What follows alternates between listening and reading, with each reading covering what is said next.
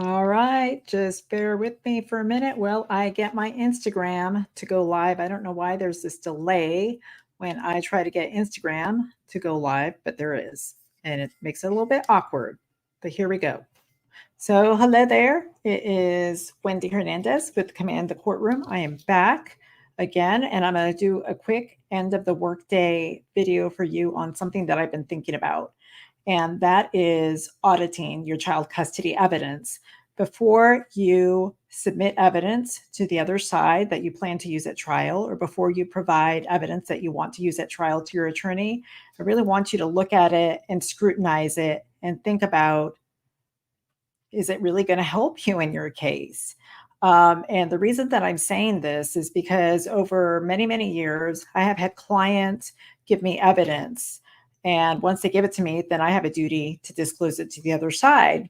But what has ended up happening is that when I look at this evidence that my client thinks helps them, it actually hurts them.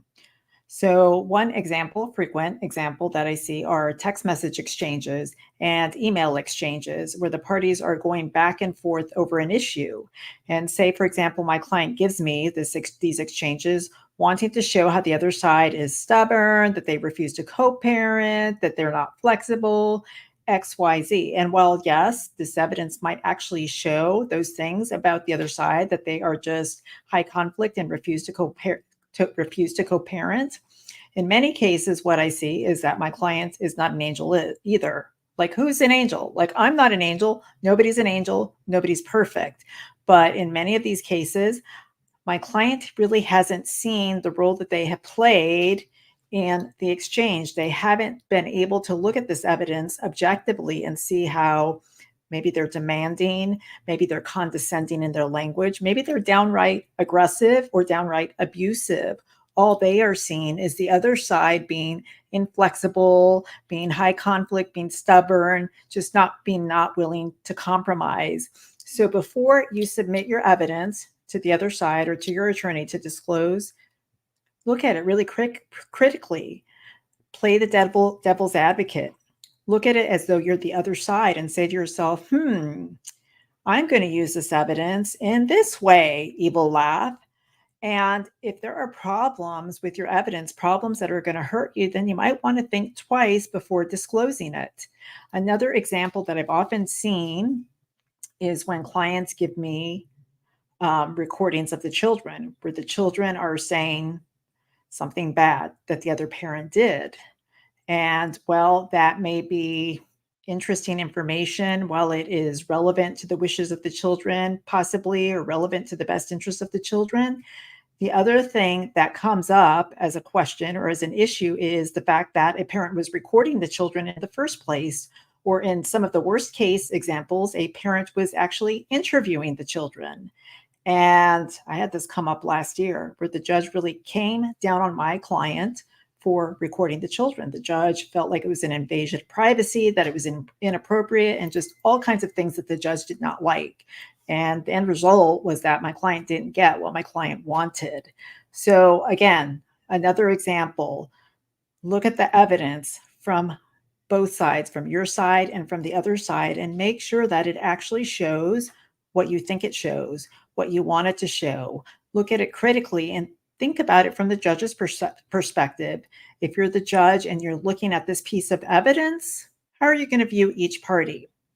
In many cases, we've submitted evidence and we think this evidence shows like the other side is just horrible, a horrible human. And the judge comes back and says, both these parents need to learn how to get along. So the bottom line is no parent is perfect.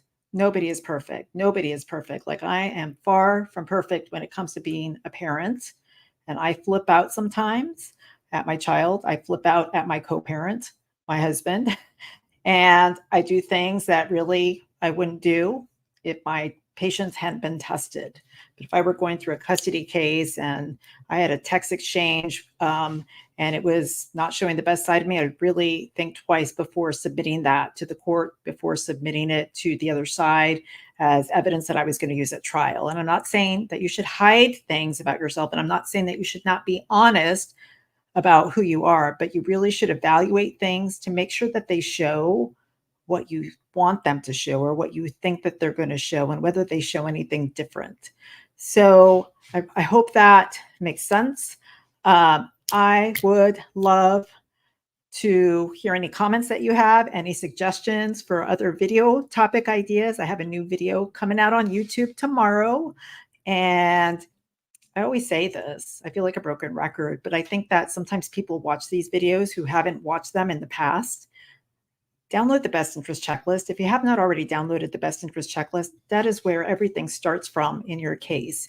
Your judge is going to be making decisions about your child custody case based on your children's best interests. If you have no idea what the best interests of the children are, or what the factors are the judge is going to look at, then you are you're not starting at zero, like you are behind the eight ball. You're starting in the negative numbers. So at least get up to zero, get up to speed and know where what the best interest factors are.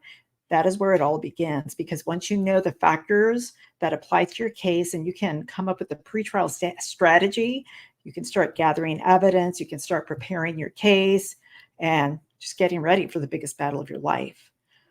Okay, so it's about quitting time all over the nation. Probably it's like 6 o'clock, 7 o'clock in some places. It's almost 5 o'clock in Arizona.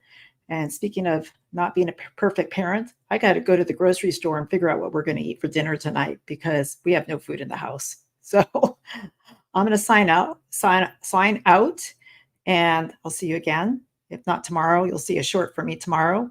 Until I see you next time live, remember to get out there and command the courtroom and download the checklist. The link is in the description. I'll see you soon. Bye.